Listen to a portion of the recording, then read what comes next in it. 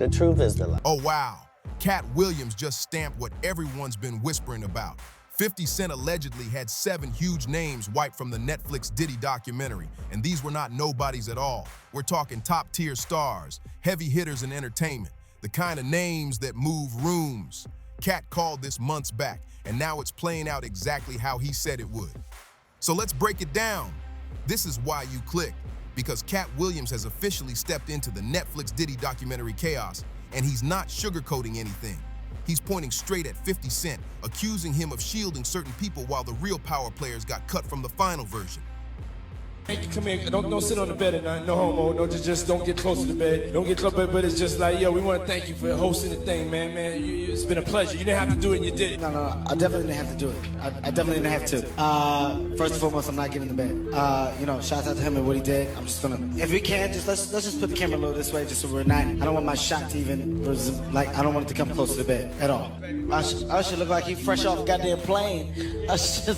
Fresh off the guard stage. That's my brother right here from day one. We used to wake up and, damn, pause, but like, that's how, I mean, back in the days when he was like 10 and I was a little bit older, his older brother, we used to fight over the frosted flakes, you know what I'm saying, before pause was invented, you know what I'm saying, but it's my brother for real. We used to actually wrestle off of the frosted flakes because he used to always get up early.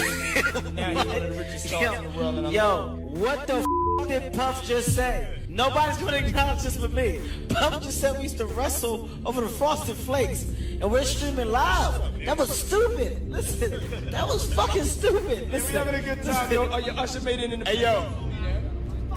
I'm a thug. At the end of the day, I kill niggas, man. No, listen, at the end of the day, I kill niggas. Gave P. Diddy 4 years. Say that again. For taking 27 years. 4 years. Meanwhile, they tried to give me 4 years for 2 blunts I had no intention of smoking in the first place. Same 4 years. I don't give a fuck. Being an ass-kicking devil worshiper is not against the law. They put that man on a whole RICO because they thought he was f***ing for China. They said, bring out the 9 niggas walked out there. That ain't even get the law. Go on and get yourself. That man liked this so much as his punishment. They sent him to the place with the most So I ain't gonna say shit. Remember when Katt sat on Club Shehi and said, all lies will be exposed? Yeah, this is that moment. He wasn't talking in riddles either. He meant this exact situation, and honestly, he nailed it. Here's what's coming up in this video. You're going to see the 7 names erased from the documentary, plus hear it directly from Katt Williams himself. We're also breaking down why these figures were allegedly protected and how Katt clocked the setup before anyone else caught on. And the links between these celebrities and Diddy are the part Netflix didn't want front and center. Here's the wild part. There are claims people tried to pay 50 Cent to remove names, but Katt already knew those names were never meant to surface. Some people stay untouched. That Snoop Dogg, not again, mentioned him in December of 2020, but everybody beat the hell out of me. Through you, that can't be true. What the hell do I know, right? And then recently it just came out again and Snoop Dogg got accused of trafficking children. And what did everybody do? Ooh, Snoop Dogg is at the halftime. I'm going to the halftime. But we canceled Dr. Seuss and Jemima. And nobody mad. Nobody. Super Bowl happens. They were dripping down from the letters, the LVI. I know, but that's fine. Let's go to the game. Make some hot wings. It's fine. It'll pass. It'll pass, right? It's a phase. It's just a phase. But oh no, tell somebody that plastic straws are coming back and throw a fit. Let a convict get arrested. Somebody put a knee on a convict's neck and it's over. The neck of it out. Crickets. Crickets. Nothing. Everything's... Now, before we even get into it, let's make one thing clear. We're not talking about the obvious ones like Jay-Z or Beyonce. Their names stay in the mix, and everybody already knows what time it is with them. We're focusing on the ones folks didn't expect to be in the shadows. It all kicked off back in 2024 when Katt Williams hit Club Shehi and basically predicted Diddy's entire collapse before it even started. He said straight up, Diddy likes to party, and you gotta tell him no. He warned that 2024 would be the year when all lies would be exposed. And just look where we're standing now. He wasn't lying. Somebody to invite him in.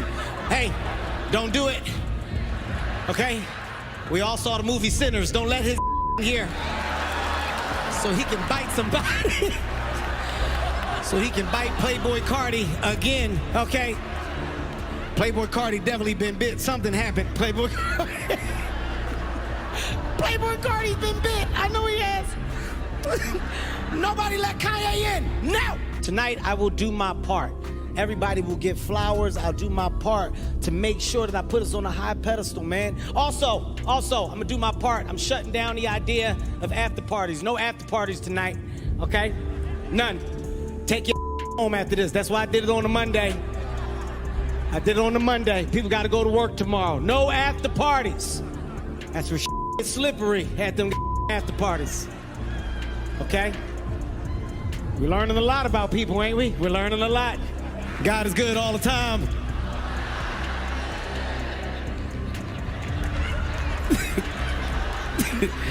Kurt, that makes it right. Whatever I just said goes away.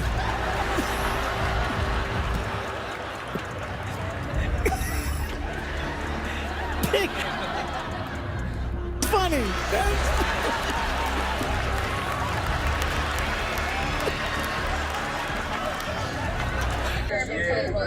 No, this is freedom paper. No, that's not the rule. That's the rule.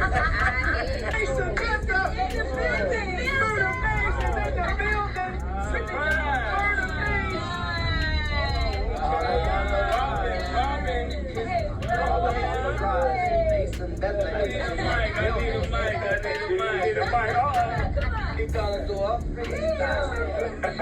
What's up, Mace? Good morning, everybody.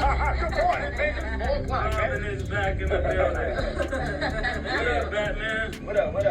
What up, Mace? How you doing, boy? Better than I look.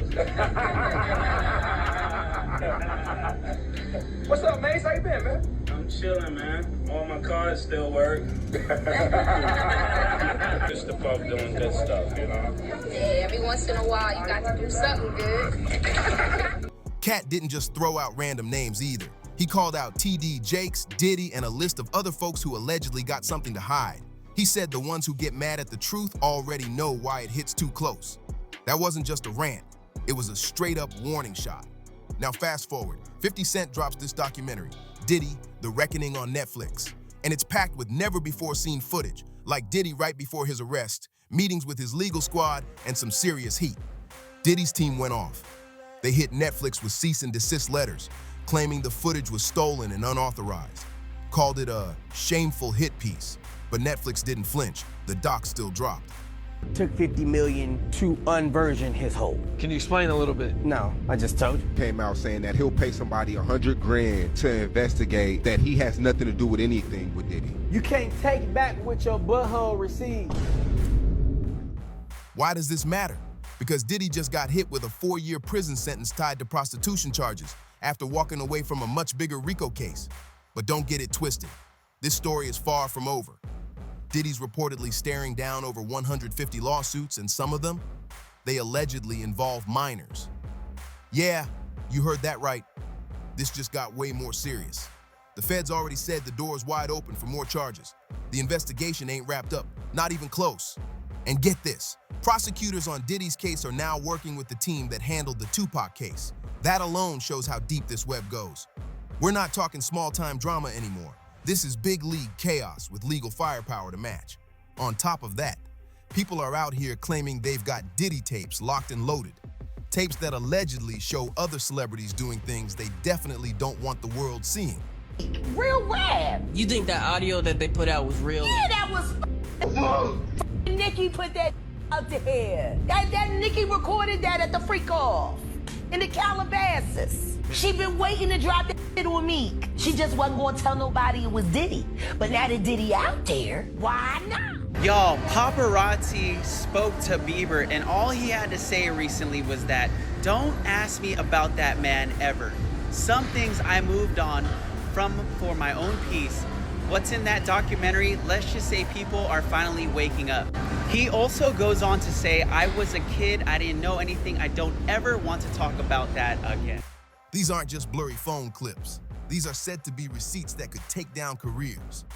And Katt Williams, he just dropped a joke that had folks doing a double take. It didn't feel like comedy, it felt like confirmation. He's been hinting at this mess for a while, and now it's like he's saying, told you so. He knows who did what, who got covered up, and who's still hiding behind fame. So let's start pulling back the curtain, beginning with the 7 names that mysteriously got erased from that Netflix documentary. First up, Snoop Dogg. Yeah, we know. It sounds wild, but it's not random. Snoop and Diddy go way back. Parties, deals, collabs, all of it. They moved in the same circles for years. So why was Snoop missing from the doc? Because Allie Carter exposed him, and what she said? Straight up shocking. Allie Carter didn't hold back. She straight up said Snoop Dogg is worse than Diddy. According to her, Snoop has more pull, more protection, and way more influence than Diddy ever did. And she didn't just pop up recently with these claims. She called him out all the way back in December 2020, but instead of being heard, she got dragged.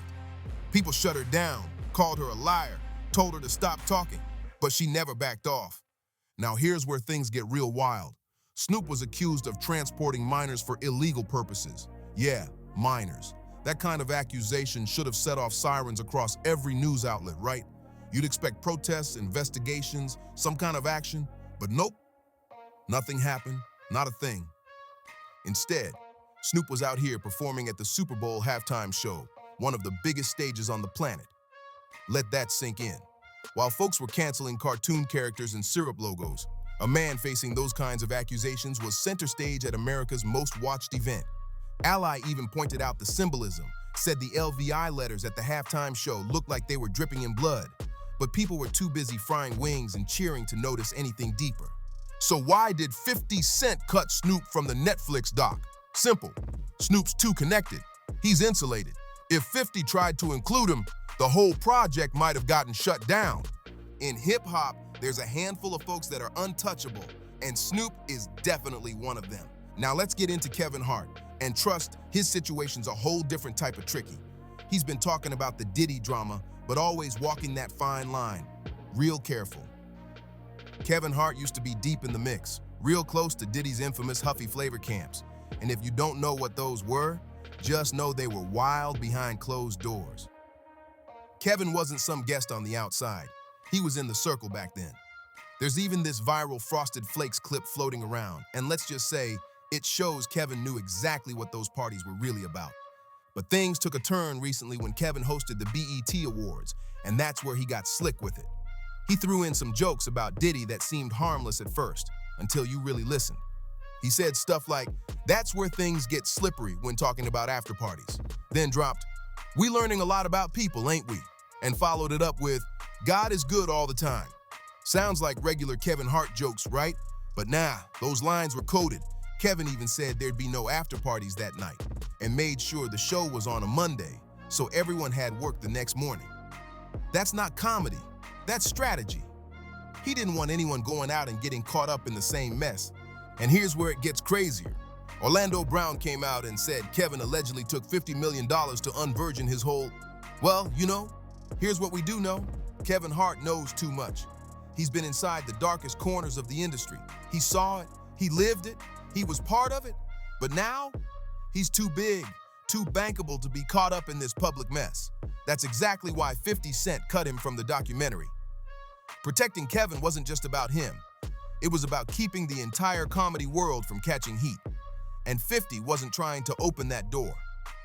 Now let's talk about Maze, and this one might be the most frustrating of them all. Mace wasn't just in the background. He was right next to Diddy during the Bad Boy Records days. Parties, contracts, deals, music. Mace was in the center of all of it. If anybody knows where the skeletons are stashed, it's him. But here's the twist. Mace is dead silent, like suspiciously quiet. It took him 10 whole years to get out from under Diddy's contract, a full decade. And even after he finally got free, Mace never threw shade, not even a slick comment. Nothing. There's this awkward interview from V103 where Diddy brought Mace to the station alongside Dirty Money, and the vibe was off from the jump. On air, Diddy was like, "Mace is free to do whatever he wants now." But Mace, he looked nervous, caught off guard, and way too grateful, like someone who knew he couldn't say the wrong thing, even when the mic was live. That moment said it all. Mace still looked like he was under Diddy's thumb. He literally said, "It took me 10 years to get this paperwork right here." And he looked stunned that Diddy actually gave him his publishing back. Then he joked, I'm not used to Puff doing good stuff. Think about that.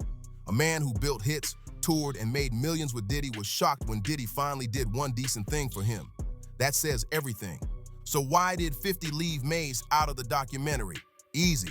Mase either scared or still controlled. His silence is loud. He knows too much but stays quiet. And putting him in the doc would have just raised more questions. Like, what does Diddy still have on him? Why won't he speak up when everyone else is starting to talk? So 50 probably figured it's safer to just leave him out entirely. Now let's get into Meek Mill, and this one is messy. Meek's been tight with Diddy and the industry elite for years. People been whispering about him, but it always stayed low-key until now. Orlando Brown, yeah, him again, said something that lit the internet on fire. He claimed, "You can't unreceive what your butthole received." Sounds outrageous, right? But Orlando's been calling folks out for years, and more than once, his wild claims ended up being true. Now Meek's name keeps popping up, and then it got even crazier. An audio file allegedly featuring Meek leaked online, and people are saying that the other voice on the tape, it was Diddy himself. Jaguar Wright, who's been exposing the industry's dark side for years, said flat out, she believes it was definitely Diddy in that leaked audio with Meek Mill. The clip? Explicit and damaging. It exploded all over social media and then vanished. It got scrubbed fast, like someone didn't want that smoke lingering too long. So why did 50 Cent cut Meek from the documentary? Simple. That audio was never officially verified, and including it would have opened 50 up to major legal trouble. Meek's still powerful, still plugged in, and still got money and legal muscle. He could have dragged Netflix into a brutal court battle, and 50 wasn't trying to get caught in that. This was a business move. If it can't be proven, leave it out, no matter how wild the rumors get. Now let's talk Justin Bieber, and this case is different, because Justin, he's not a player in this scandal, he's a victim. As a young teen, Justin actually lived with Diddy for a bit. There's footage of Diddy saying he had custody of Justin for 48 hours. And in those old clips, you can tell Justin looked uncomfortable, real uncomfortable. So why wasn't Justin included in the documentary? Because 50 chose to protect him. Justin looked straight at the cameras and said, "Don't ask me about that man ever. Some things I moved on from for my own peace." Then he added, "I was a kid. I didn't know anything. I don't ever want to talk about that again." You could hear the pain in his voice. This wasn't some media-trained answer. This was real. Justin was just a child when all that happened. He didn't have a say. He had no idea what he was stepping into. So 50 Cent made the right call by keeping Justin out of the documentary. Including him would have meant diving into what happened to a minor, and that would have been too dark even for Netflix. Justin is out here trying to heal. He's married now. He's got a life, maybe kids on the way. He doesn't need his deepest trauma turned into a plot point for everyone's next binge watch. 50 respected that. He knew Justin wasn't part of the scandal. He was caught in it. And leaving him out, that was probably the most human move 50 made in this whole project. Now, let's talk about Usher. And this one hits hard, because Usher was the first. Way before Justin Bieber, Usher lived with Diddy as a teen in what they called the Puff Flavor Camp. Usher was the blueprint, the prototype. He's opened up before, saying he saw things he couldn't unsee. He's dropped hints about moments that changed him forever. And here's the twist. Usher was the one who introduced Justin to Diddy. That decision right there changed everything. He probably regrets that decision every single day. So why did 50 Cent remove Usher from the documentary? Same reason he left out Justin, because Usher was a victim, not a player in this mess. Katt Williams warned us what really happens to young stars in the industry. He said they take talented kids and put them through things that break them, and Usher, he was the first. According to folks close to the production, they tested everything on him. The segment about Usher, it was reportedly too dark for TV, even for a documentary already packed with disturbing details. What happened to him wasn't just controversial, it was sickening. Usher's out here trying to protect his legacy. He's an R&B icon. He's got a family now, kids to raise. Dragging him back into this darkness would have shattered everything he's worked to rebuild. So 50 made the call, leave him out. And honestly, that was the only right move. But now, we get to the big one. The name that matters more than anyone else on this list, Clive Davis. Most people don't know who Clive really is, but if you know, you know. He's not just some executive. Clive Davis is the power behind the throne. Diddy doesn't make moves without Clive's say-so. Every big decision, every step, Clive signs off. This man discovered and managed legends like Whitney Houston, Alicia Keys, and a long list of chart-topping stars. He's connected to everyone.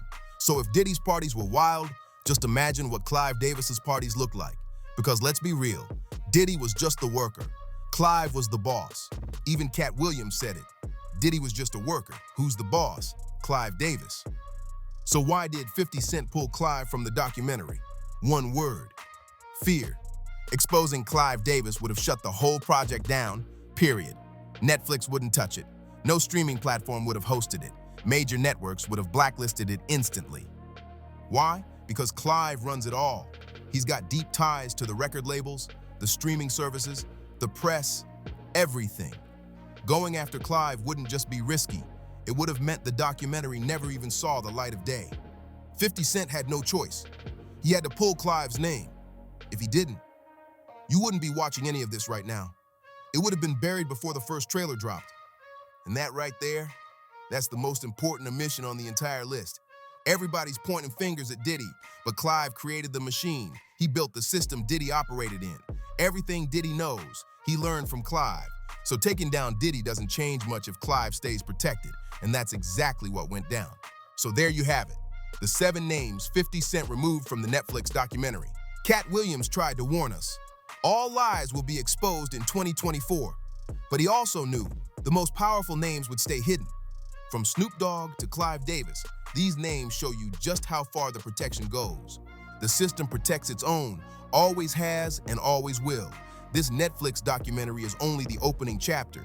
More legal trouble is circling Diddy, the investigation is still active, and lawsuits keep stacking higher by the day. Now it's your turn. Drop a comment and tell me which name you think should have been in the documentary.